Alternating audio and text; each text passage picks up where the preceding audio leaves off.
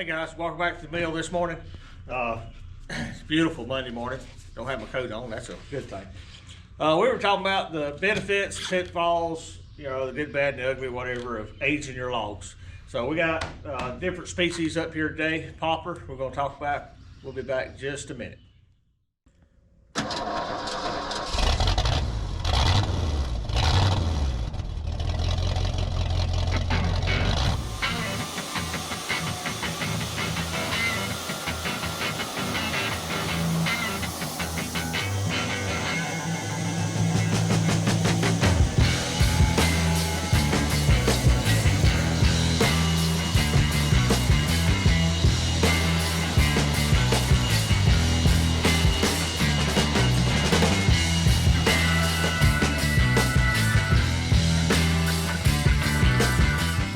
Okay guys, if you've seen Matthew's thumbnail for this video, it's just a big old pile of old logs. A couple weeks ago we had a customer brought 5 triaxle loads of old timbers.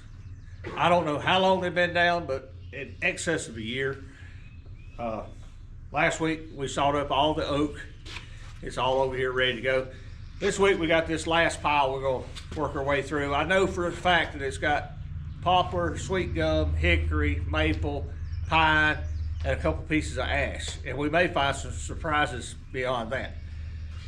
Well, this log laying on the ground, and 90% of its bark fell off, and the ends turned brown. Now this was clean because we sawed it off to length, but sometimes it's hard to tell. Here in the south, an old sweet gum, an old hickory, an old poplar looks almost the same laying on the ground with the bark falling off of it. There's a few characteristics that may lean you one way or the other, but until you open it up, you're not 100% sure. This log was pretty well sure that it was a poplar, and it is. The one laying in front of me, we think it's a maple. We trimmed the end off of it. I'm probably about 75% sure that it's maple, but until we cut it open, I wouldn't bet money on it. Now, let's talk about aging this log. What's the benefits, or what's the pitfalls? Poplar, it does okay, you know, with an asterisk, letting it get a little bit old out there on the pile. Now, if you got it up off the ground in a semi-sunlit area, not shady, not damp for sure, it will age okay. You can give it 6 months and it's not going to really deteriorate a lot. This log's went a lot further than that. It's not rotten, so I assume it was either in a sunny spot or up on the pile.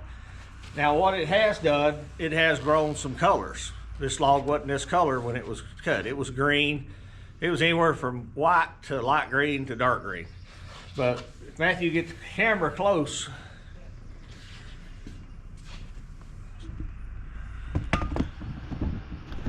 I hope you can see the variations in color from blue to beige to blue to rose color, back over here to gray.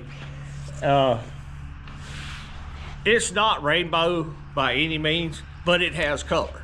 It improved the value of the wood to me if you're looking for color. Now, if you're just looking for poplar for framing and siding, whatever, then no, it didn't increase the value. But if you're just going to make this siding, yes, it increased the value. You could sell it as a prettier than just a white green poplar. Deterioration, not that bad, to be honest with you. The cambium layer out here is a little rotten. It's not rotten, it's soft. It needs to come off. This top cut here, we could easily get a good, time we edge the cambium off this side and off this side, get a good solid 6-inch board. If we go down another inch, we could probably push that up to an 8-inch board. Now we're looking for 10s. That's what the customer wants, mainly 10s, but all in all, not too bad. If you look here, you can see where Matthew grabbed it with a tractor. You know, that outer couple of inches is just doty. It's not rotten, but it's doty. So I guess if you're looking to age your poplar for color value, that's all you're going to get. You're not going to age it for any other reason. That being said, if you have to sit on it for 6 months, get up off the ground, it'll be just fine. It's not going to rot away and deteriorate. Some of the other species will. We'll cover them shortly. We're going to bust this open and see what it looks like inside. We'll be right back.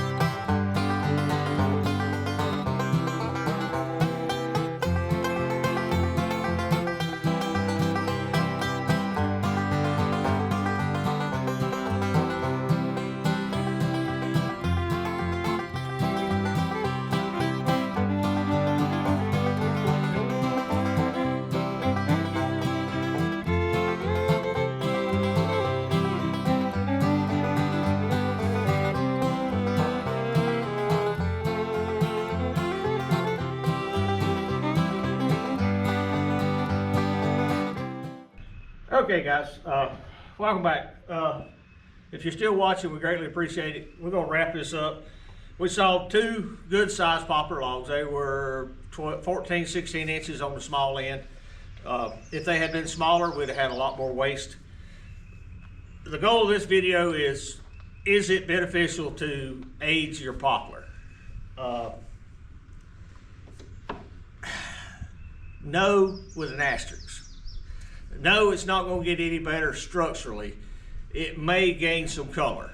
This has got a little bit of rose color on both ends and a little bit of color in the middle, but not much. But it has lost a lot of its structural strength. I wouldn't want to use this for siding personally. It feels a little light. Feels like it's lost something laying out there being wet, and that can happen. This customer didn't age these intentionally. It just worked out that way. It took so long to get them up off the ground, get them here. But for your benefit, I don't think you're going to gain anything by aging your poplar other than a little bit of color. Now, if you've got a log that's already, if you look at the butt cut and it's already got some signs of color, not maybe solid black, but just some spotches, it probably wouldn't hurt to leave it out there up off the ground in a, not a wet spot, but maybe a shady spot so it don't get baked in the sun, but not, you know, damp either. And yes, you could probably gain some color and not lose too much in your structural ability if you stay within 6, 8 months, year time frame. But if you're sawing your poplar for strength, the sooner the better. You know, it's not going to gain any strength with age. So if you got any questions, comments about this, drop them in the comments below. We'll talk about what you've seen, what you've experienced with different species. There's plenty of species of logs out there that we don't see in the Southeast. But we're going to do a couple videos on this. The next one's coming up is probably going to be poplar, or excuse me, maple, hickory, sweet gum, somewhere in that range, because we got some of those in the mix, and we'll cover those. Guys, we greatly appreciate you watching. If you would, take the opportunity to check out Solomon's YouTube channel, Third Beard Fishing. As always, we're sawing this wonderful lumber with Wood-Mizer Turbo 7 saw blades. We love them. They're a good all-around saw blade. We buy those from Joe Maine at Industrial Cutting Tools. If you hadn't tried a Turbo 7, I'd highly recommend it. It's a good mix between a hardwood blade and a softwood blade. I find the dependability of the cut to be great, plus it evacuates a lot of sawdust. Anything, Matthew, we're missing? No. We sure are grateful for springtime weather. I'm tired of wearing multiple layers every day. Hadn't quite got my shorts out yet, but it won't be long. Guys, we appreciate you watching and appreciate you liking and subscribing. We love all the comments. Keep them coming. We'll see you back at the mill. Thank you for watching. Here's a video selection and a playlist suggestion. Click here to subscribe for more great content. We'll see you at the mill.